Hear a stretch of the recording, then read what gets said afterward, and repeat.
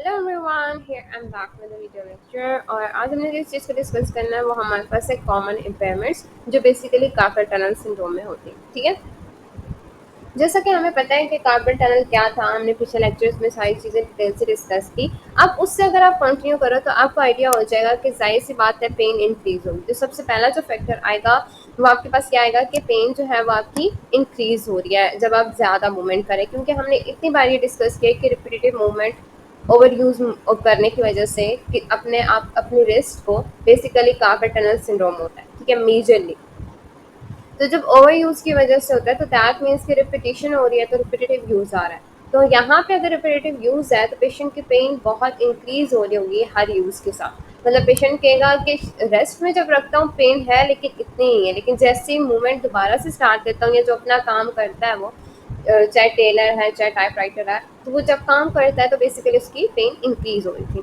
Next one was the progressive weakness. ये थिनार muscles वाली हम डिटेल में डिस्कस कर चुके हैं लास्ट लेक्चर में, तो आप इसको इतना डिटेल में नहीं जाएंगे। बेसिकली हमें पता है एट्रोफी हो रही होती है थिनार मसल्स में, और साथ साथ हमारे पास जो फर्स्ट टू लम्ब्रिकल्स हैं उनमें भी। तो ये हमारे पास एक डिफॉर्मिटी क्रिएट करती है जिसको कहते हैं हम एप हैंड डिफॉर्मिटी। ठीक है, एप हैंड डिफॉर्मिटी में ये होता है कि जैसे एप का हैंड होता है ना, बेसिकली आपके पास आपका हैंड वैसे आने लग जाता है। मतलब आपका जो थिनार वाला एरिया है उसकी एट्रोफी हो रही होती है, वीकनेस हो रही होती है। फिर जो हमारे पास न्यूमेरिकल्स हैं हमारे पास फर्स्ट टू, उनमें भी बेसिकली क्या हो रहा होता है, उनकी भी वीकनेस उनकी भी एट्रोफी हो रही थी, जिसकी वजह से आपके हाथ में ऐसा लग रहा होता है जैसे एप लाइक है, एप लाइक स्ट्रक्चर आ रहा होता है आपके हाथ का। ठीक है, next one was the tightness in the adductor policies and extrinsic extensors. ठीक है, अब टाइटनेस होगी अगर एडक्टर पॉलिसीज में, दैट मीन्स हमारे पास थंब की पॉलिसीज किसके लिए हम यूज करते हैं, थंब के लिए। तो हमारे पास दैट मीन्स कि जो थंब की हमारे पास मूवमेंट है मेजरली एडक्टर्स हैं, एडेप्टर्स और एक्सटेंसर्स हैं, वो क्या होते हैं अफेक्ट हो जाएंगे। ठीक है, तो वो क्या करेंगे बेसिकली, वो कैसे अफेक्ट होते हैं, क्योंकि वो टाइटनेस कॉज कर रहे हैं। तो वो टाइटनेस हमारे पास जो होती है बेसिकली एट द एंड क्या कर रहे हैं कि मसल्स जो है मूवमेंट रिस्ट्रिक्ट कर रहे हैं। ठीक है, ये टाइटनेस तो है लेकिन ये मूवमेंट रिस्ट्रिक्ट करेंगे कौन सी, एडक्शन की पॉलिसीज, मतलब थंब की जो एडक्शन है वो नहीं परफॉर्म कर सकेगा patient. And second one was the extension. फिर हमारे पास आ जाती है एक्सटेंसर्स जो थे वो डिजिट्स 2 और 3 के भी इफेक्ट होते हैं, क्योंकि हमारे पास देखो थंब अगर आपके पास फर्स्ट डिजिट है तो आपके पास इंडेक्स फिंगर सेकंड डिजिट है। ठीक है, तो हमारे पास थर्ड डिजिट आपके पास मिडिल फिंगर आ गई। दैट मीन्स कि ये तीनों हमारे पास अफेक्ट हो रही होती हैं और इन तीनों की एक्सटेंसर्स जो हैं वो अफेक्ट हो रहे होते हैं। ताकि हमारे पास क्यों, क्योंकि जाहिर सी बात है आप अगर देखोगे तो 3.5 फिंगर्स की हम बात करते हैं मीडियन नर्व सप्लाई करके, तो जब हमारे पास मीडियन नर्व कंप्रेस हो रही है तो वो सिम्टम्स मेजरली इन 3 फिंगर्स में देती है। फिंगर 3.5 का मतलब ये कि इसके एरिया को देती तो है लेकिन बहुत मेजरली अफेक्ट जो होती है ना फोर्थ फिंगर आपकी नहीं हो रही होती। ठीक है, मेजरली पेशेंट सिम्टम्स जो आते हैं ना आपके पास वो इन 3 फिंगर के साथ आता है, क्योंकि पेशेंट जो होता है ना समटाइम्स पेन इतनी ज़्यादा एक्सपीरियंस कर रहा होता है ना इन 3 फिंगर्स में कि उसको वो फोर्थ वाले की फील भी नहीं हो रही होती अगर माइनर लेवल पे होती है तो दैट मीन्स कि मेजरली आपके पास जो अफेक्ट हो रही है वो 3 फिंगर्स हो रही होती हैं। और डिफरेंट रिसर्चेज डिफरेंट कहती हैं 3.5 भी होती हैं, कुछ लोगों में इतनी ज़्यादा सिवियरिटी होती है कि वो जो हाफ फिंगर सेकेंड वाली है वो भी काफ़ी ज़्यादा इफेक्ट हो जाती है। ठीक है, इरिटेबिलिटी और सेंसरी लॉस तो हमें पता होता ही होता है। ठीक है, मतलब सेंसरी लॉस आपके पास मीडियन नर्व की जो डिस्ट्रीब्यूशन है, जो मीडियन नर्व का पाथवे है वहाँ पे आपको ज़्यादा से ज़्यादा मिलेगा। जब मतलब 3.5 जो फिंगर्स हैं और आपके पास जो पाम का रीजन है, ये सारे में हमारे पास बेसिकली क्या होगी, सेंसरी लॉस हो जाएगा। जॉइंट की मोबिलिटी डिक्रीज होगी। जाहिर सी बात है, एक तो आपके पास major factor carpal tunnel itself है। सेकंड, जब पेशेंट को पेन बहुत ज़्यादा हो रही होगी ना तो पेशेंट क्या करेगा, अब बहुत ज़्यादा मूवमेंट नहीं करेगा रिस्ट की, मेटाकार्पल जॉइंट्स की, थंब और सेकंड थर्ड डिजिट में। मेजरली जो मैंने बात की आपको 3 फिंगर्स थंब के साथ इंडेक्स फिंगर और मिडल फिंगर मेजरली अफेक्ट हो रही होती है। तो क्या करते हैं कि यहाँ पे जॉइंट की मोबिलिटी डिक्रीज हो जाती है। ठीक है, next one was the sympathetic changes. अब यहाँ पे ना आपको कुछ चीज़ें समझने की ज़रूरत है। जब पेशेंट कह रहा है ना कि सिंपैथेटिक, जब हमारे पास सिंपैथेटिक चेंजेस आ रहे होते हैं पेशेंट में, हम क्या पे कैसे करना है, सिंपैथेटिक चेंजेस क्या आ रहे होंगे पेशेंट में कि जब उसकी बॉडी बहुत ज़्यादा ऐसे मोड में है जहाँ पे वो एक एक्सट्रीम एक्साइटेड पोजीशन में थी। तो क्या हुआ कि मेजरली क्या होती है कि उसकी बॉडी जब एक्साइटेड पोजीशन में थी तो न्यूरॉन्स की ट्रांसमिशन इंक्रीज हो जाती है, एक्साइटेटरी न्यूरॉन्स ज़्यादा इंक्रीज होते हैं।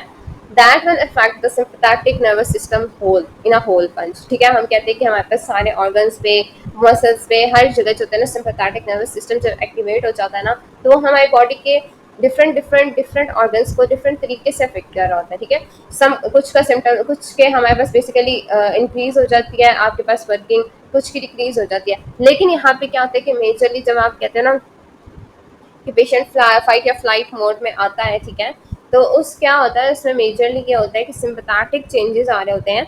जब हमारे पास सिम्पैथेटिक नर्वस सिस्टम में चेंजेस का मतलब ये नहीं है कि आप ये कहो कि पूरी उसकी सिम्पैथेटिक नर्वस सिस्टम इफेक्ट हो गया। या आपको मैं एक एग्जांपल दे रही हूँ कि उसकी जब वो सिम्पैथेटिक मोड में, मतलब एक एक्साइटेटरी मोड में होगा ना, मतलब वो कोई काम कर रहा है और वो काफी हद तक मतलब एक हाई लेवल पे कर रहा है, ठीक है, उसको काम करना ही करना है, वो नहीं रोक सकता। ठीक है, दैट मीन उसकी बॉडी एक्टिव थी, उसकी बॉडी एक्टिव होने का मतलब एक्साइटेशन काफी ज्यादा है। ठीक है, एक्साइटेड जाहिर सी बात है, इसलिए काम करना है कॉन्टिन्यूसली करना है, और वो जो पाथवे है वो कॉन्टिन्यूसली चल रहा है।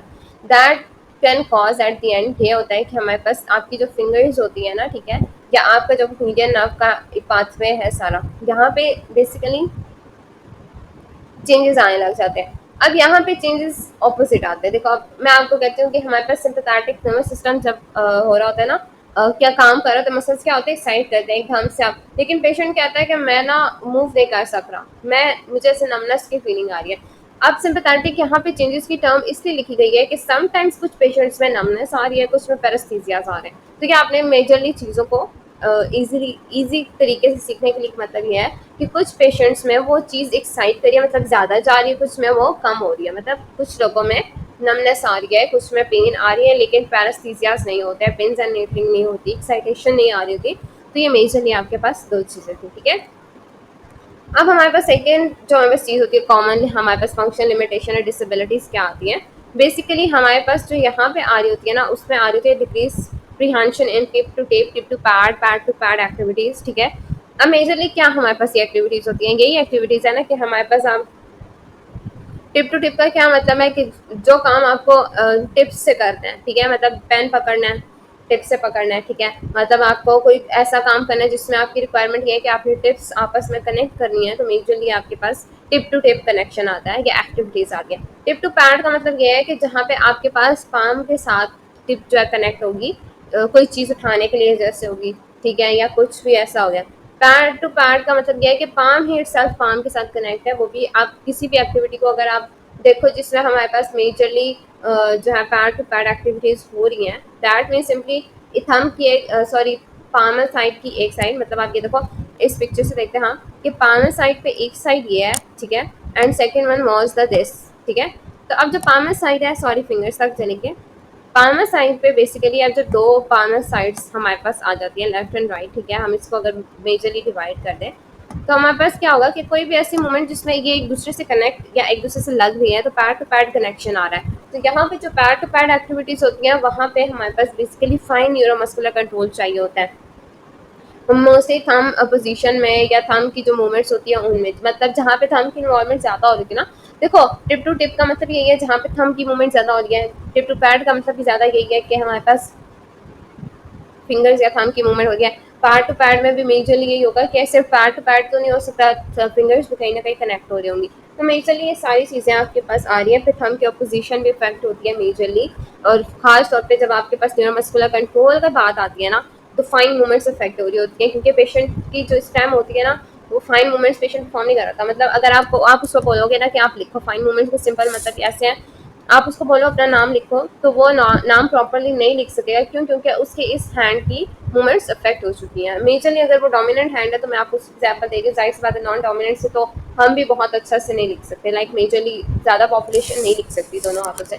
तो मेजर ज़्यादातर यही होता है कि लाइक जो अगर डोमिनेंट हैंड है तो आप सिर्फ सिंपल से लिख के चेक करवा लो तो आपको पता चल जाता है। ठीक है, may not use the area of hand where there is a decreased sensation। हाँ, ऐसे बहुत ज़्यादा होता है, फंक्शनल डिसेबिलिटी ये बहुत ज़्यादा आती है कि पेशेंट उस एरिया को यूज़ करना ही बंद कर देते हैं, और that was the major risk factor कि आपकी मूवमेंट इफेक्ट हो सकती है। उस मूवमेंट को आपने पेशेंट को रोकने नहीं देना। पेन है, you have to sort that out, patient के साथ आपने क्लियर करनी है थिंग्स कि लाइक अगर आपको पेन है तो आपने बेयर करनी है, कुछ टाइम के लिए करनी है, लेकिन रिकवरी अच्छी होगी, ठीक है। सो आपने ये पेशेंट को बताना है कि आपने ये नहीं करना कि जो आपके पास मूवमेंट्स है बिल्कुल रोक दी जाए, आपने मूवमेंट्स करनी है पर उसका बहुत ज़्यादा एक्सट्रीम लेवल पे नहीं करना, उसकी रेंजेस कम करके कर लें, आप प्रॉपर सपोर्ट के साथ कर लें, ठीक है। ये अर्गोनॉमिक्स में यूजुअली आप चीज़ देखते हो कि आप प्रॉपर सपोर्ट के साथ करो या आप प्रॉपरली आप अपनी चीज़ों को मैनेज करके करो। Last one was the inability to perform provoking, sustained, or repetitive wrist motions such as cashiers, checkout, scanning, assembly line, word, feel, fine-tuned manipulation, typing और manipulation of computer mouse. Majorly यही बात थी, मैंने आपको पहले भी कहा कि ये जो सारा काम है ना जो कंप्यूटर रिलेटेड है, पेशेंट वो परफॉर्म नहीं कर सकेगा, चाहे वो मैनिपुलेशन हो गया, असेंबली लाइन वर्क हो गया, कैशियर चेकआउट स्कैनिंग हो गई, ठीक है। ये पेशेंट परफॉर्म नहीं कर सकेगा और अगर उसकी जॉब ऐसी है तो दैट मीन्स उसकी जॉब काफ़ी हद तक अफेक्ट हो रही है। तो हमने फिर उसकी अर्ली ट्रीटमेंट के साथ साथ उसकी ऐसे मैनेजमेंट करनी है कि उसकी हमारे पास वर्क लाइफ जो है वो ज़्यादा इफेक्ट ना हो, ठीक है। सो मेजरली आपने क्या करना होता है कि ये जो सारी बेसिकली चीज़ें हैं ये अफेक्ट नहीं होने देनी, ठीक है। तो आप हम नेक्स्ट लेक्चर में नॉन ऑपरेटिव मैनेजमेंट को डिस्कस करेंगे। Thanks for watching. आज का लेक्चर मैं कंप्लीट होगी। कोई भी चीज़ रह गई हो या कोई चीज़ समझ नहीं आए तो आप कमेंट सेक्शन में बता सकते हैं। Thanks for watching.